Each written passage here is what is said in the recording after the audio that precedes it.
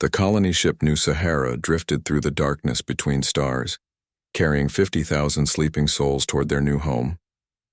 Captain Elena Rodriguez sat in the command chair, watching the stars slide past on the viewport.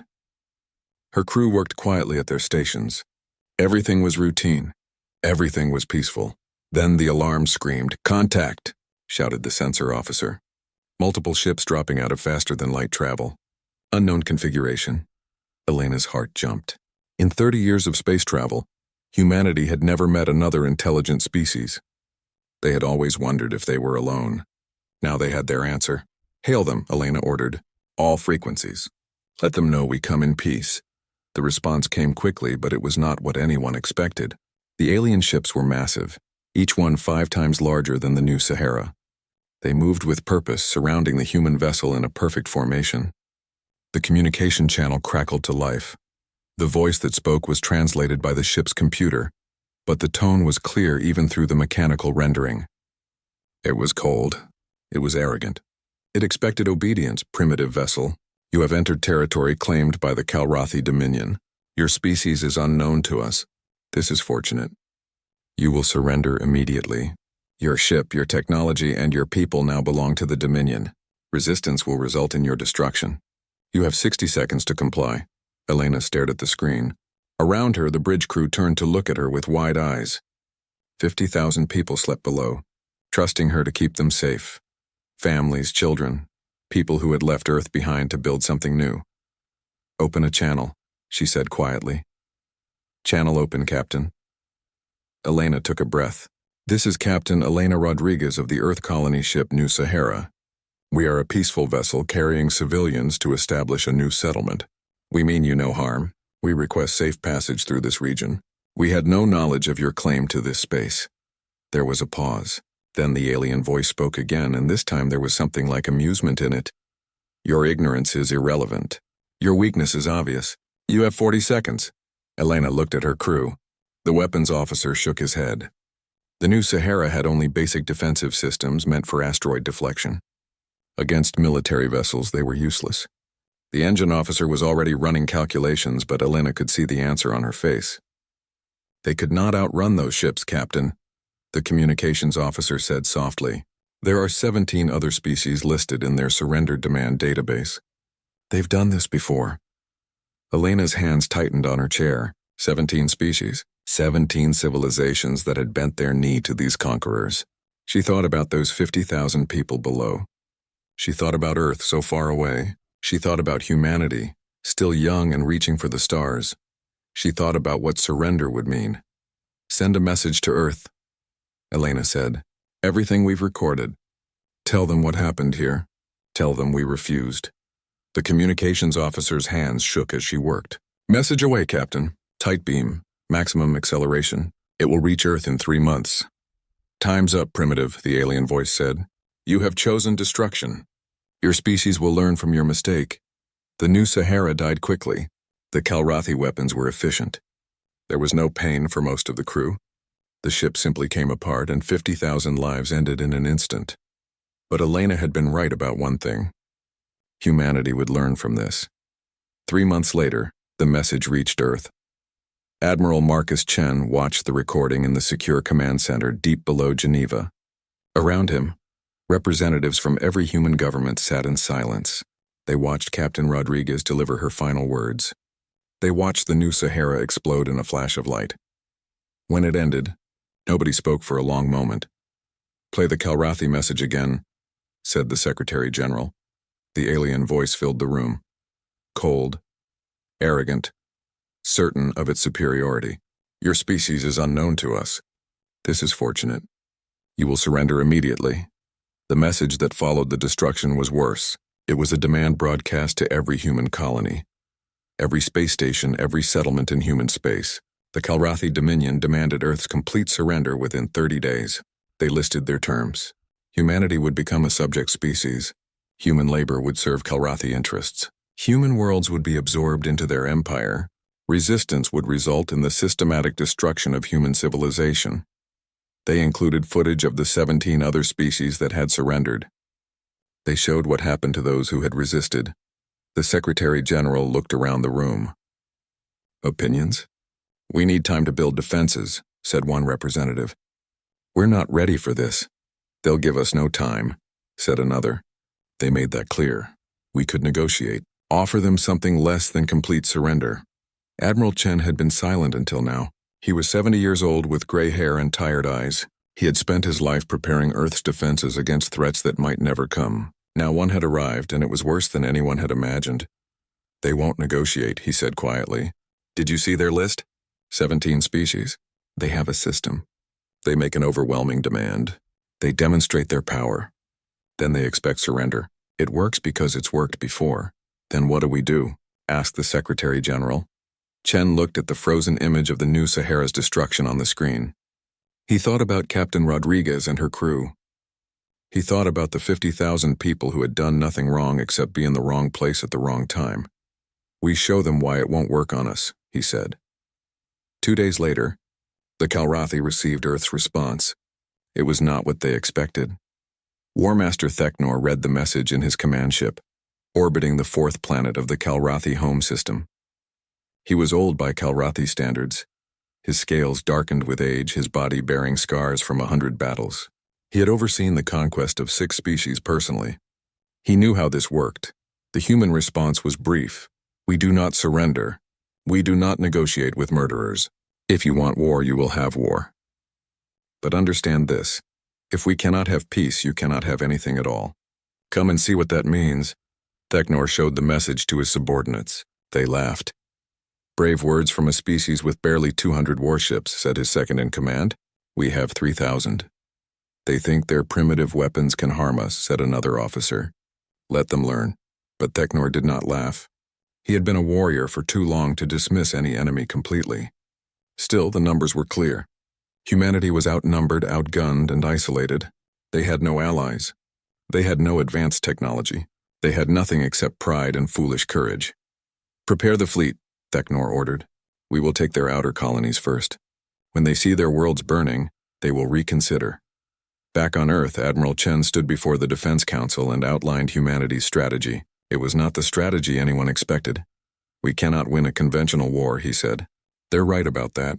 Our fleet is too small. Our weapons are less advanced. In a straight fight, we lose. Then what do you propose? Asked the Secretary General. Chen pulled up a map of human space. 37 colony worlds scattered across 50 light years. Hundreds of space stations. Mining operations. Research outposts. The infrastructure of a growing civilization. We deny them everything, Chen said. Every world they approach, we evacuate and destroy. Every station, every resource, every piece of technology, we leave them nothing but radioactive ash. The room erupted in protest. You're talking about destroying our own colonies, rendering our own worlds uninhabitable. We can and we will, Chen said, his voice cutting through the noise. Because they don't want to destroy us. They want to conquer us. They want our labor, our resources, our worlds. We're going to make conquest itself cost them more than they can afford. He looked around the room at the shocked faces.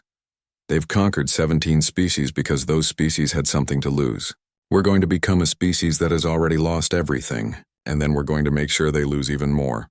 The Secretary General stared at the map, at the worlds humanity had built with blood and dreams. Do it, she said quietly. Give the order, Admiral Chen nodded. He had known it would come to this. He had hoped he was wrong. Activate Scorched Earth Protocol, he said. Evacuate the outer colonies. Prepare demolition charges on every station, every facility, every resource we have. When the Kalrathi arrive, they'll find nothing worth having. The message went out across human space. Millions of colonists received their orders. Pack what you can carry. Leave your homes. Leave your farms. Leave everything you built. The ships are coming to evacuate you, and after you're gone, we will burn it all to ash. The war had begun, and the Kalrathi Dominion was about to learn something new about humanity. They were about to learn that some species would rather rule over ashes than serve in paradise. The Kalrathi fleet arrived at the human colony of New Perth 3 weeks after the war began. War Master Theknor commanded the assault personally from his flagship. 100 warships dropped out of faster-than-light travel in perfect formation. Enough firepower to reduce a planet to molten rock. They found a ghost town. Sensor report, Theknor demanded. No energy signatures on the planet's surface. No orbital stations. No defensive platforms. Wait, The officer's voice changed. War Master, I'm detecting automated systems. They appear to be. New Perth's sun rose over the main settlement just as the demolition charges detonated. 50,000 tons of explosives, carefully placed throughout the colony infrastructure. The capital city vanished in a flash of light. The industrial zones followed. The spaceport, the water treatment facilities, the power plants. Within 10 minutes, New Perth was a smoking ruin. What happened? Theknor roared. They destroyed it themselves, the sensor officer reported, disbelief in his voice. Before we arrived. The colonists are gone. There's nothing left. Theknor stared at the burning planet below. In 30 years of conquest, he had never seen anything like this. Species fought. Species surrendered. But species did not destroy their own worlds to prevent capture. This is an isolated incident, he told his officers. One colony making a desperate gesture. The others will be different. They were not different. At New Madrid, the Calrathi found the orbital stations had been rigged with nuclear warheads. When the fleet approached, the stations detonated, catching 3 Calrathi destroyers in the blast. The planet below was evacuated and sterilized with biological weapons that would render it uninhabitable for decades. At Armstrong Station, the humans had reprogrammed the asteroid mining lasers. As the Calrathi fleet entered the system, automated defenses turned the industrial equipment into weapons. 2 more Calrathi ships were damaged before the station self-destructed. At New Beijing, the colonists had poisoned the water supply and salted the agricultural zones with heavy metals. The planet was dead before the Calrathi even arrived. 3 months into the war, the Calrathi Dominion had conquered 12 human worlds. Every single one was worthless. The cost in ships, fuel, and ammunition exceeded the value of anything they had gained. And human evacuation ships had successfully relocated the populations to the inner colonies. Closer to Earth, War Master Theknor called an emergency council with his officers. This is unacceptable, he said. We are losing resources on every engagement. Our logistics are stretched, and we have gained nothing. The humans are cowards, spat one officer. They run instead of fight. No, said Theknor quietly. He was beginning to understand, and understanding brought fear. They are not running. They are executing a strategy. They are making conquest unprofitable. Then we push deeper. We strike at Earth itself. With what supply lines? Theknor gestured at the tactical display. We are operating hundreds of light years from our nearest supply depot. Every battle consumes resources we cannot easily replace. And the humans, he pulled up recent reports. Human ships had been spotted near Calrathi mining operations in 3 different sectors. Small vessels moving fast, refusing to engage in direct combat. Hit-and-run attacks, sabotage, guerrilla warfare in space. The humans have no honor, another officer said. They do not face us in open battle. Because they would lose an open battle, Theknor said. So they refuse to fight one. Meanwhile, they are attacking our supply lines. As if to emphasize his point, an alert flashed on the command console. Another convoy had been hit. Human raiders had destroyed 6 cargo ships carrying ammunition and fuel to the front lines. The escorts had been unable to catch the smaller, faster human vessels. Back on Earth, Admiral Chen met with his staff in the underground command center. The news from the front was exactly what he had hoped for. 12 colonies scorched, reported his chief of staff. Civilian casualties, 0. All colonists successfully evacuated. Calrathi losses? Chen asked. 17 ships destroyed or damaged. Conservative estimate on their resource expenditure, 3 times the value of the territories they've captured. Dr. Sarah Kim, the xenopsychology specialist, studied the data with satisfaction. She was 40 years old, thin and intense, with dark circles under her eyes from too many sleepless nights analyzing alien behavior patterns. The Calrathi operate on a conquest economy, she explained to the room. They expand because expansion is profitable. They conquer species, take their resources, use their labor. The conquests pay for themselves and more. It's how they've built an empire of 400 worlds. And we're breaking that model, Chen said. Exactly. Every world they take costs them resources without giving anything back. And our raids on their supply lines are making it worse. They're starting to lose money on this war. Good, Chen said, because now we escalate. He pulled up a new set of orders. The room went silent as people read them. You want to attack their core territories? Someone asked. They brought the war to us, Chen said. Time to return the favor. The plan was audacious. Human strike teams would use captured Calrathi identification codes to penetrate deep into Dominion space. Their targets were not military installations. They were economic infrastructure, refineries, trade stations, manufacturing centers. We can't hold territory, Chen explained. We can't win fleet battles, but we can make this war bleed them dry. We can make every day of this conflict cost them more than they can afford. The first strike hit a Calrathi fuel processing station in the Outer Rim. A human ship, disguised as a cargo vessel, docked and uploaded a virus into the station's computer system. 6 hours later, the refineries went critical and exploded. The station produced 15% of the Dominion's military fuel. It would take 2 years to rebuild. The second strike was even more devastating. A human intelligence team infiltrated a Calrathi logistics hub and planted malware in their supply network database. The virus was simple but effective. It randomly altered shipping manifests, changed routing information, and corrupted inventory records. Within a week, the Calrathi military supply chain was in chaos. Ships arrived at depots that had no fuel for them. Ammunition was routed to the wrong sectors. Food shipments disappeared into bureaucratic black holes. The Calrathi fleet, stretched across light years of space, began to run short of critical supplies. War Master Theknor received the reports with growing alarm. 3 months ago, he had been confident. The humans were primitives with inferior technology and a tiny fleet. Now his own fleet was starving in hostile territory while human raiders struck with impunity. We need reinforcements, he told the High Council via subspace communication. Send more ships. Send supplies. We must crush them quickly before what? Interrupted Councillor Vexthar.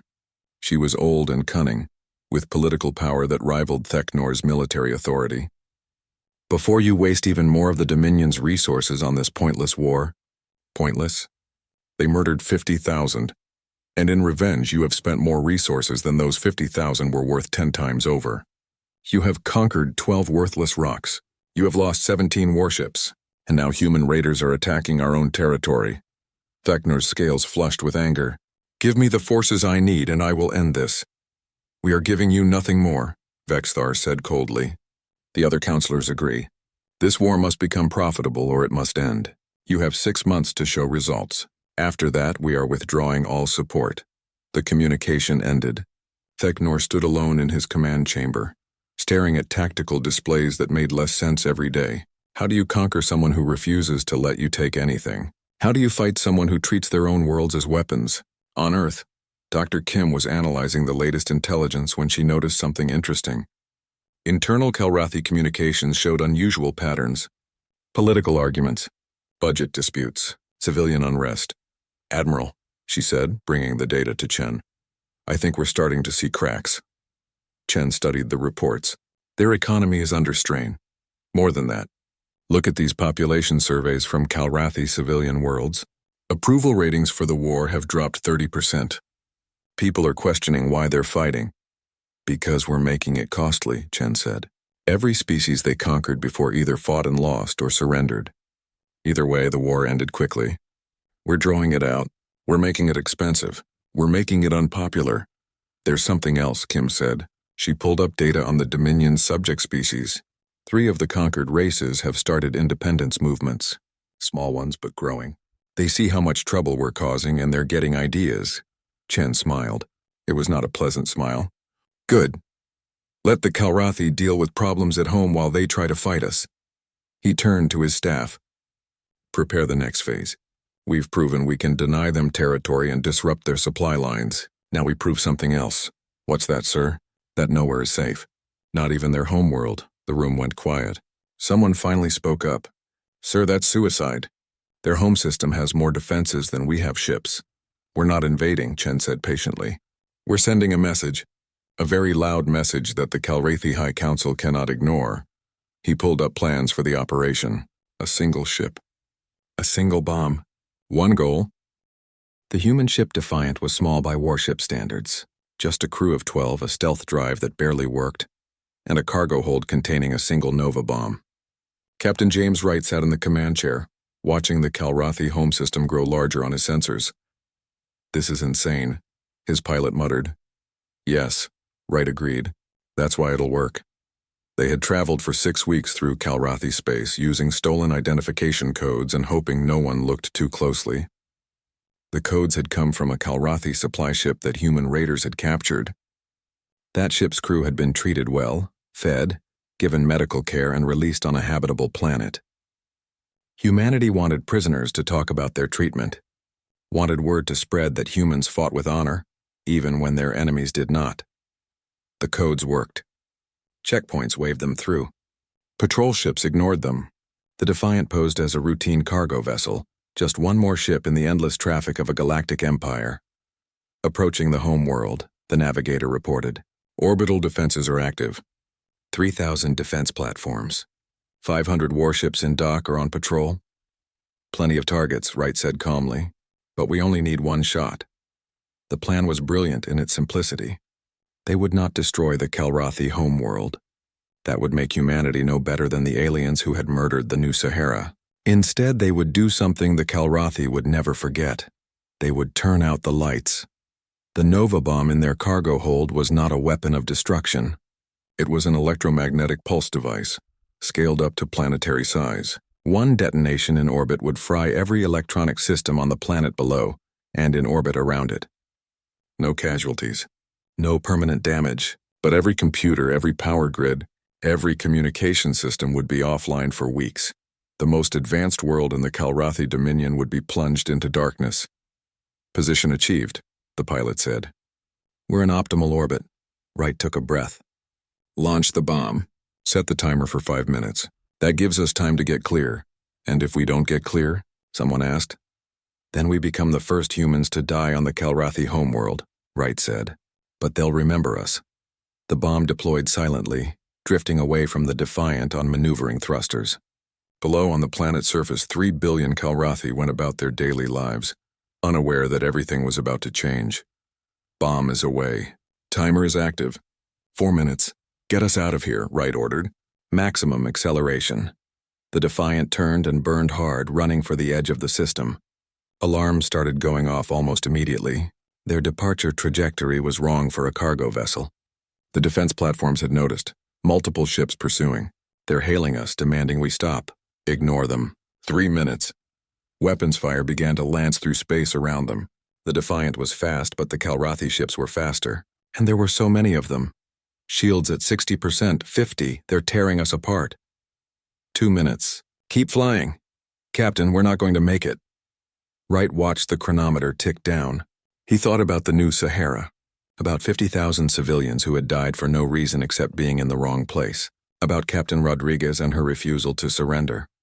We don't need to make it, he said quietly. We just need to last 90 more seconds. The Defiant shuddered as another blast struck home. Systems failed across the ship. The lights flickered. Someone was shouting about hull breaches. 30 seconds, Wright said. Everyone brace for... The Nova bomb detonated.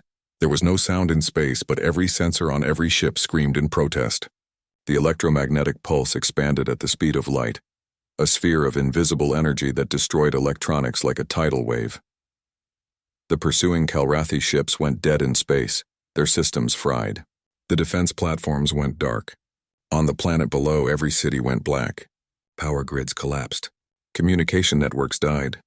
Traffic control systems failed, sending automated vehicles crashing into each other. Life support and underground facilities switched to emergency backup. Hospitals lost power.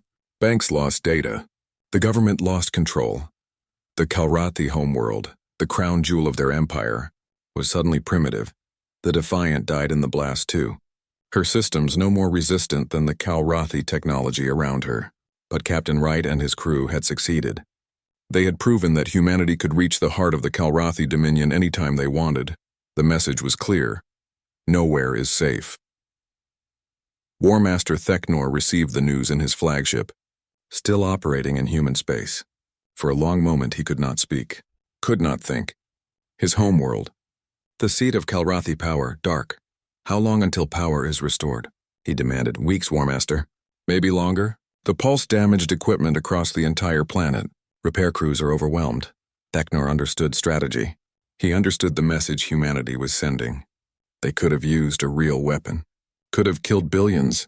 Instead, they had chosen to embarrass the Dominion. To prove a point without mass murder, it was worse than an attack. It was a demonstration of restraint. It said, "We could kill you, but we're choosing not to." Yet the political fallout was immediate. Councillor Vexthar called an emergency session of the High Council. For the first time in Calrathi history, the government met by candlelight, their electronic chambers useless. The council members were terrified, angry, and looking for someone to blame. "This is your fault, Teknor," Vexthar said, her voice carrying through the stone chamber. "You promised us a quick victory over a primitive species. Instead, you have brought war to our homeworld." "The humans sent one ship," Teknor protested via audio-only communication from his distant flagship. "One ship through all our defenses?" "Exactly. One ship, and it succeeded." "What happens when they send 10 ships? 100? What happens when they decide to use real weapons?" Teknor had no answer. Another counselor spoke up. "The civilian population is rioting. They want to know why this war is being fought. They want to know why their lives have been disrupted for 12 worthless rocks in human space. The outer territories are petitioning to secede," added another voice. "They fear human retaliation if they remain part of the Dominion, and the subject species are watching," Vexthar said. "They see how much damage one small species can do to us. They're getting ideas about independence." Teknor listened to the chaos and felt the foundation of his career crumbling. He had conquered 6 species personally. He had overseen the expansion of the Dominion for 30 years. And now one upstart species had brought everything into question. "What do you propose?" he asked quietly. "We propose you win this war, quickly and decisively, or we end it on whatever terms we can get." The channel closed. Teknor stood in his command chamber, surrounded by tactical displays that mocked him with their complexity. How do you fight someone who refuses to be conquered? How do you threaten someone who has already sacrificed everything? On Earth, Dr. Sarah Kim was analyzing Calrathi communications with growing excitement. The Nova bomb strike had done exactly what Admiral Chen had hoped. It had not just damaged infrastructure, it had damaged confidence. "Look at these intercepts," she told Chen. "Internal Calrathi messaging shows massive political instability. The High Council is fracturing. Military command is divided, and the civilian population is turning against the war." Chen studied the data. "What about their subject species?" 3 have started open rebellions. 2 more are making demands for greater autonomy. The Dominion is having to divert military resources to suppress internal unrest. "So we've accomplished our goal," Chen said. "We've made conquest unprofitable and created political chaos. Now we need to press the advantage." He pulled up reports from human intelligence networks. Over the past months, they had made contact with several of the Calrathi's subject species. Some were sympathetic to humanity's cause. Others were simply opportunistic, seeing a chance for independence. "We need allies," Chen said. "We can't win this alone, but if we can turn the Dominion's own subjects against them, it would complete their collapse," Kim finished. "Instead of fighting one species, they'd be fighting a dozen." "Get me a channel to the Vren," Chen ordered. The Vren were one of the species most recently conquered by the Calrathi. Their resistance had been fierce and they had never fully accepted Dominion rule. "Let's see if they're interested in a partnership." The meeting took place via encrypted subspace communication. The Vren representative, whose name translated roughly as Broken Wing, appeared on the screen. The Vren were bird-like with sharp eyes and sharper minds. "We have heard of your war with the Calrathi," Broken Wing said. "You fight well for a species so young." "We fight out of necessity," Chen replied. "But we're not interested in conquest. We're interested in survival. And you offer us what? Hope? We offer you weapons, intelligence, and coordination. You provide us with local knowledge and additional forces to keep the Calrathi divided." Broken Wing was silent for a moment. "If we rebel and lose, the Calrathi will exterminate us. If we all fight separately, we'll all lose," Chen said. "But together we can break them. They're already fracturing. Their economy is straining. Their homeworld just went dark. This is the moment to strike. You are asking us to risk everything." "We already have," Chen said simply. "We scorched our own worlds. We killed our own infrastructure. We sent a ship to the Calrathi homeworld knowing the crew would die." The peace talks began in neutral space on a station maintained by the Vren. War Master Teknor represented the Calrathi Dominion. Admiral Chen represented humanity. And representatives from 4 subject species sat as observers, their presence a silent reminder of how much the Dominion had lost. Vecnor looked across the table at the human admiral. Chen was old with gray hair and a face lined by stress, but his eyes were sharp and there was no mercy in them. We propose complete withdrawal from human space, Vecnor began. All Kalrathi forces will return to Dominion territory. In exchange, humanity will cease all raids on Kalrathi infrastructure and will not support rebellions among our subject species. Chen let the silence stretch for a moment. Then he laughed. It was not a pleasant sound. You think we fought this war just to return to the status quo? He asked. You destroyed a colony ship full of civilians. You murdered 50,000 people. And you think we'll settle for you simply going away? What more do you want? Vecnor demanded. We cannot undo what was done. Your people are dead. We acknowledge that was wrong. But continuing this war serves no purpose. It serves the purpose of ensuring you never do this again, Chen said coldly. To us or to anyone else? He pulled up a document on the holographic display. Here are humanity's terms. First, complete withdrawal from human space, as you suggested. Second, reparations to be paid over 20 years. Third, you will reduce your military to 25% of its current size. Vecnor's scales flushed with anger. That's impossible. We need our fleet to maintain order. You need your fleet to conquer and oppress, Chen corrected. You're going to learn to maintain order through something other than overwhelming force. Fourth, Chen continued, you will grant independence to the Vren, the Talth, and the Zoran. He named 3 of the subject species whose rebellions were causing the most trouble for the Kalrathi. You're demanding we dismantle our empire, Vecnor said. We're demanding you stop being an empire, Chen replied. You can be a nation among equals or you can be a cautionary tale. Your choice, and if we refuse? Chen leaned forward. Then the war continues. And every day it continues, more of your subject species will rebel. More of your economy will collapse. More of your infrastructure will burn. Eventually your own people will overthrow your government because they're tired of paying for a war that has no end and no purpose. You cannot win militarily, Vecnor protested. Your fleet is still smaller than ours. We don't need to win militarily, Chen said. We just need to make sure you can't win either. We've already proven we can do that. We've scorched 12 of our own worlds. We've struck at your home world. We've formed alliances with your enemies. How much more do you think we're willing to sacrifice? How much more can you afford to lose? Vecnor had no answer. Everything the human said was true. The mathematics of the war were undeniable. The Dominion was bleeding itself dry trying to conquer people who refused to be conquered. There's one more term, Chen said. You will surrender the officers who gave the order to destroy the New Sahara. They will face trial for their crimes. That's... Vecnor began, but Chen cut him off. Non-negotiable. You want peace? You pay the price. Those officers murdered civilians and started this war. They will answer for it. The negotiations lasted 3 days. Vecnor argued, pleaded, and threatened. Chen remained unmoved. Finally, Vecnor took the terms back to the High Council. Councillor Vexthar read the document in silence. Around her, the other councillors muttered in anger. The terms were harsh, humiliating. But she had seen the economic reports. She knew the truth. If we refuse, she said quietly, how long can we continue this war? The Minister of Finance answered, 6 months, maybe less. Our economy cannot sustain the current level of military spending. Tax revenues are down because trade is disrupted. 3 more subject species are on the verge of open rebellion, and the civilian population is demanding an end to the war. What about a military solution? Asked another councillor. Can we not simply overwhelm the humans with force? We've been trying that for a year, Vecnor said bitterly. It doesn't work. Every world we take is worthless. Every battle costs us more than we gain, and their raids on our infrastructure mean we're losing ground even in our own territory. Then we have no choice, Vexthar said. We always have a choice, protested a younger councillor. We can refuse. We can find another way. No, Vexthar said firmly. We cannot. The humans have beaten us, not with superior weapons or larger fleets, but with superior strategy. They made conquest unprofitable. They turned our own systems against us, and they've shown every species in the galaxy that the Kalrathi Dominion can be defeated.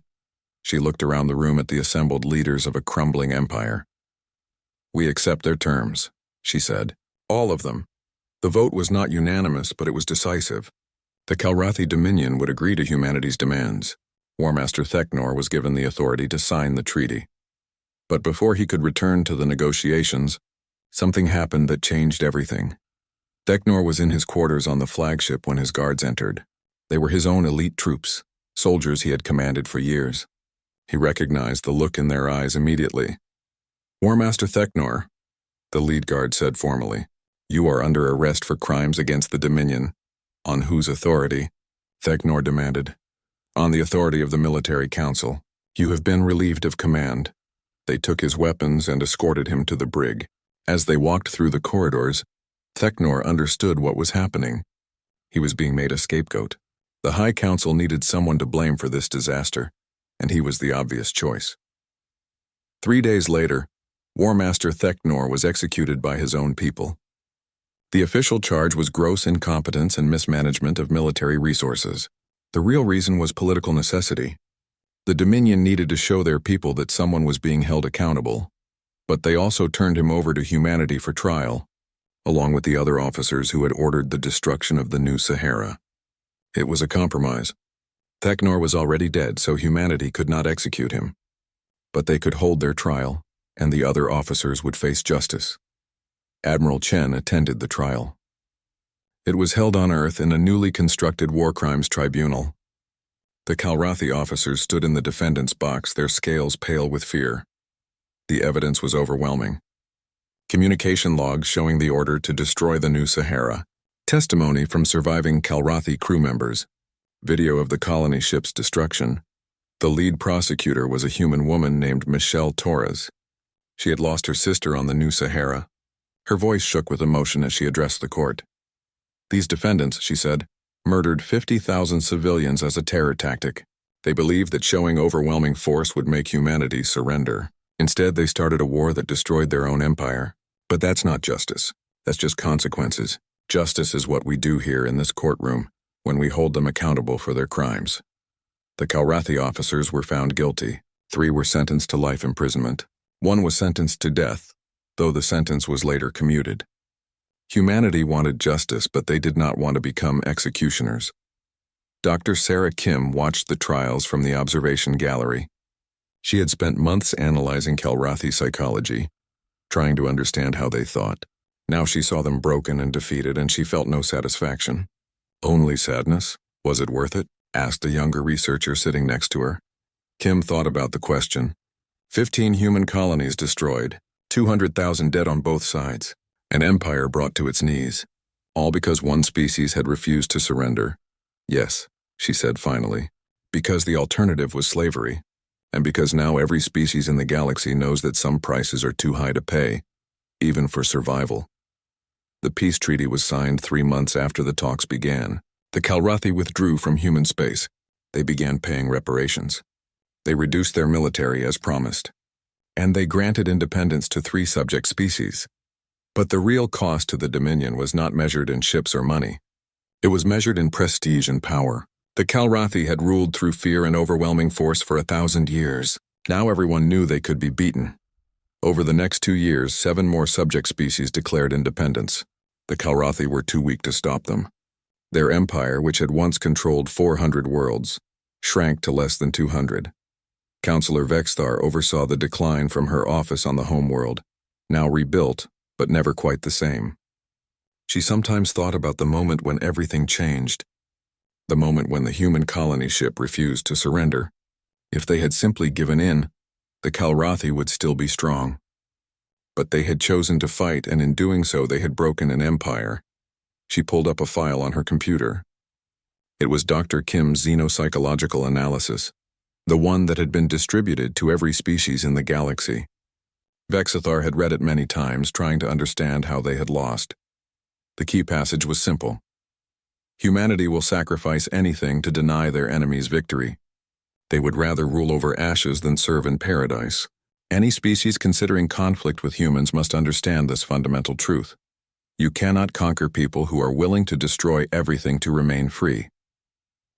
10 years after the war ended, humanity had transformed from a species on the brink of extinction to one of the most influential powers in the galaxy, not through conquest or intimidation, but through something unexpected: reputation.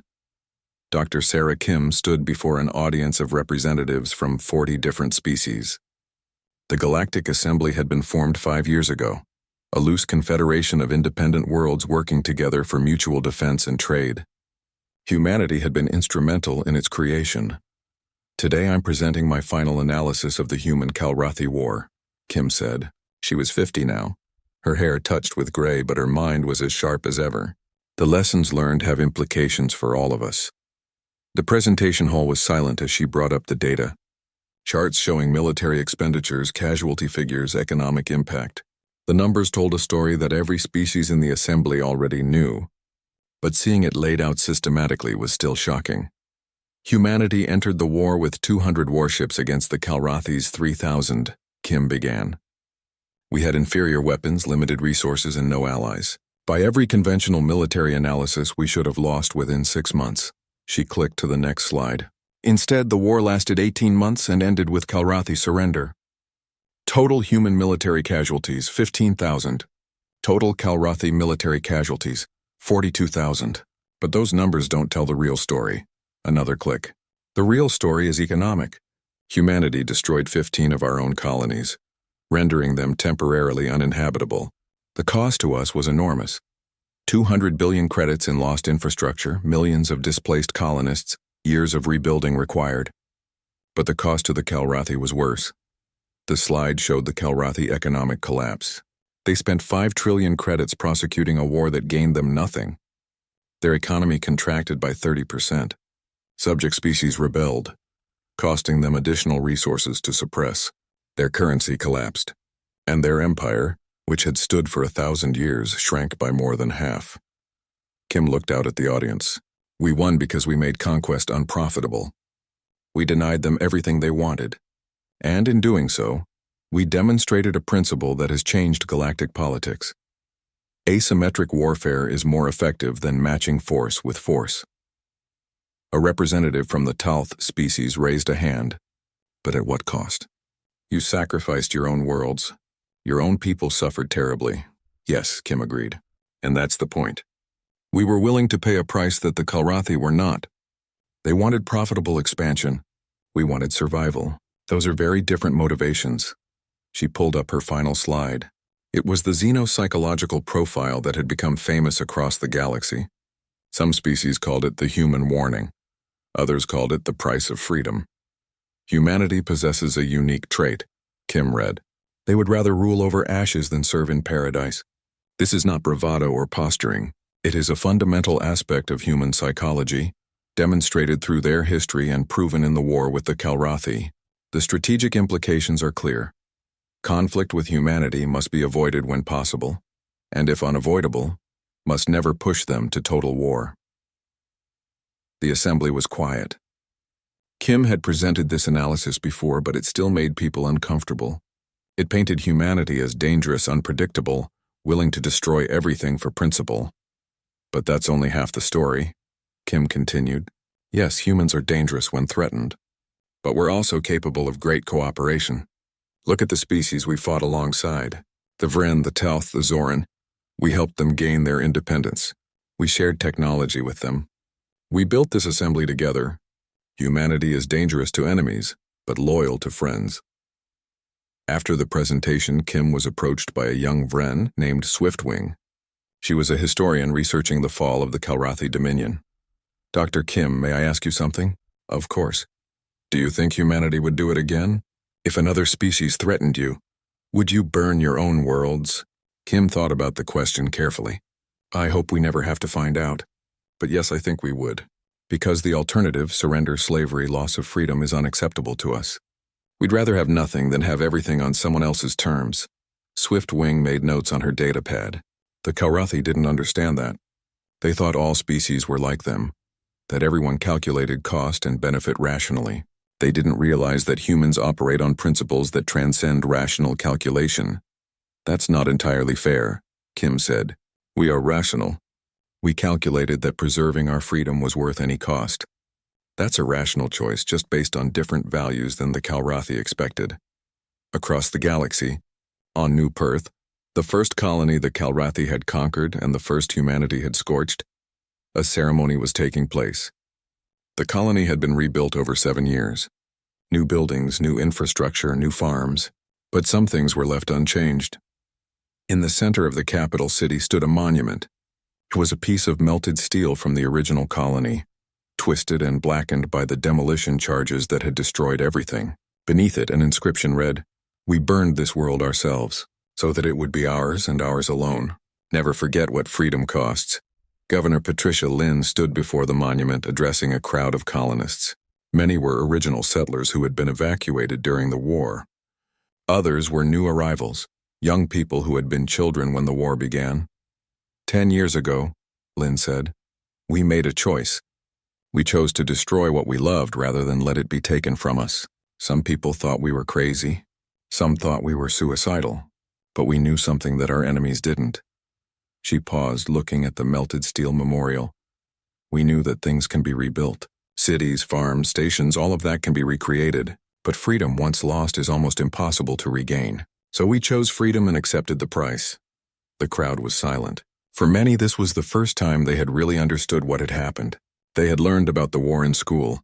But standing here, seeing the physical evidence of humanity's willingness to destroy itself, made it real. We rebuilt this world, Lynn continued. It took 7 years and more money than we can calculate. But it's ours. It's free. And no one can ever take that from us because we've proven we'll burn it to ash first. She turned to address the younger colonists specifically. You've grown up in a galaxy that knows what humanity is capable of, that respects us, and maybe fears us a little. Remember that respect was bought with sacrifice. Remember that our freedom cost more than you can imagine. And remember that if the time ever comes again, we would pay that price again. Meanwhile, on Earth, Admiral Chen had finally retired. He was 80 years old now, tired and ready to rest. But he had agreed to one final interview for the historical record.